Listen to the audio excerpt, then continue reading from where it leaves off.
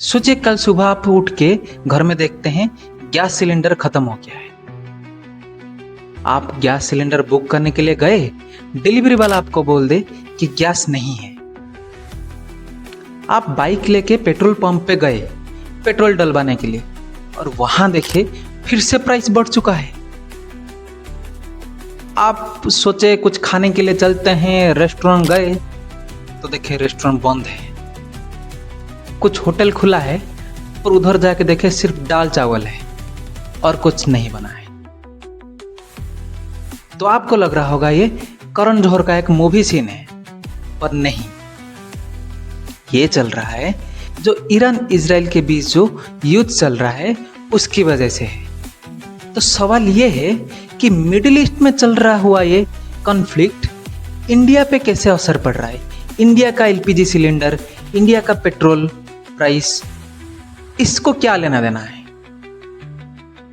तो आइए समझते हैं इस वीडियो में कि एलपीजी सिलेंडर शॉर्टेज का क्या रीजन है, पेट्रोल प्राइस बढ़ने का क्या रीजन है और ये कॉन्फ्लिक्ट इंडिया के ऊपर कैसे असर पड़ता है।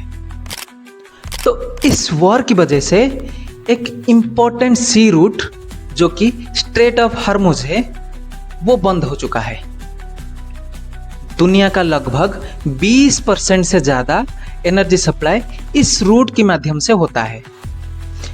मिडिल ईस्ट का कुछ major oil exporting country like Saudi Arab, Kuwait, UAE, तो ये सब कंट्री अपना ऑयल और गैस यही रूट से सप्लाई करते हैं।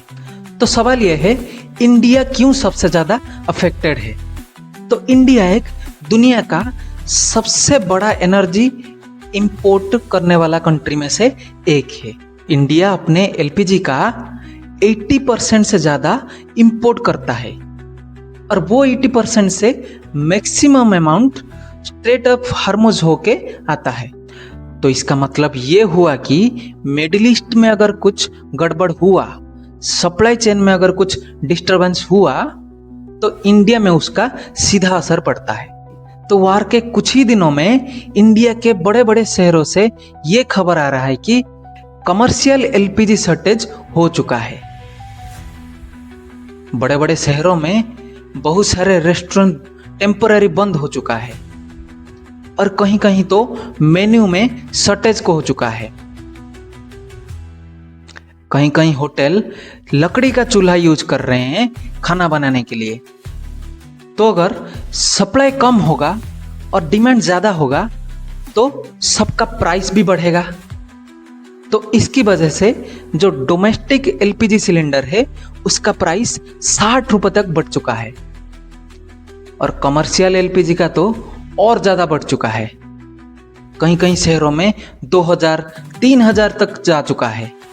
इस वॉर की वजह से क्रूड ऑयल पे भी बहुत ज़्यादा अफेक्ट पड़ा है।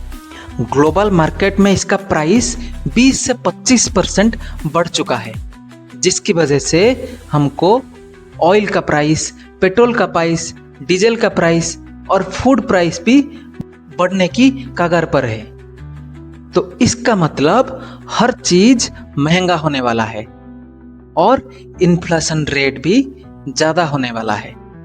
तो सवाल ये है कि दुनिया में चल रही ये बढ़ोतरी कब कम होगा। तो ये डिपेंड करता है जो ईरान, इजराइल और यूएसए के बीच में जो युद्ध चल रहा है वो कितने जल्दी खत्म होगा।